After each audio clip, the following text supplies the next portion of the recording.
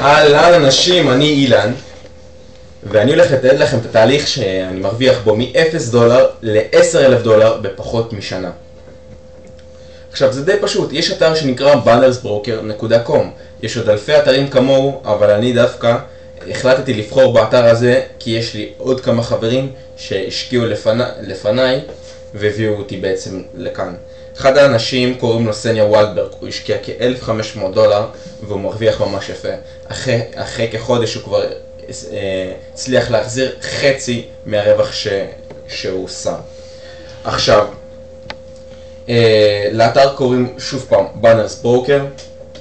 כאן תוכלו לראות את הכסף שאני הולך להרוויח עוד כחודש וחצי, 260 דולר. אני השקעתי 130 דולר, אז הרווח שלי יוכפל אחרי כחודש וחצי, ותחשבו, או זמן מסוים.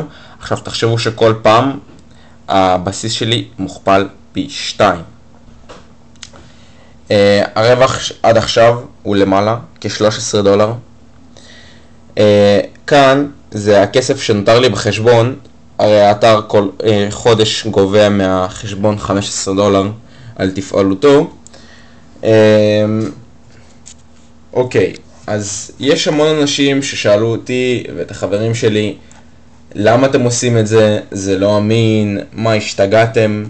אז זהו, שאני הולך להוכיח לכם עם התיעוד של האלו שזה עובד, שזה אמין, שהסיכון פה הוא כל כך נמוך, שהסיכון היחידי שאתם לוקחים זה שאם החברה תיסגר. ולא נראה לי שזה יקרה, כי החברה ממש מצליחה. יש כ-100,000 אנשים כבר. אחת הסיבות שאני מתעד את זה, זה לא רק כדי להוכיח לכם, אלא גם כדי למשוך את כל הישראלים, את כל החברים, את כל האחים שלי, להשקיע באתר הזה. לא בשבילי, בשבילם, שהם ירוויחו, שהישראלים ירוויחו. למה שהאמריקאים האלו ירוויחו? למה שאחרים ירוויחו? למה שאנחנו, הישראלים, לא נרוויח מזה כסף, לא נעשה מזה המון כסף? עוד מעט יש לי יום הולדת 18 ואני הולך להשקיע לכאן עוד 2,500 שקל. פשוט כל הכסף שהיה לי זה 1,000 שקל, אז רק אותם השקעתי. זהו עד עכשיו.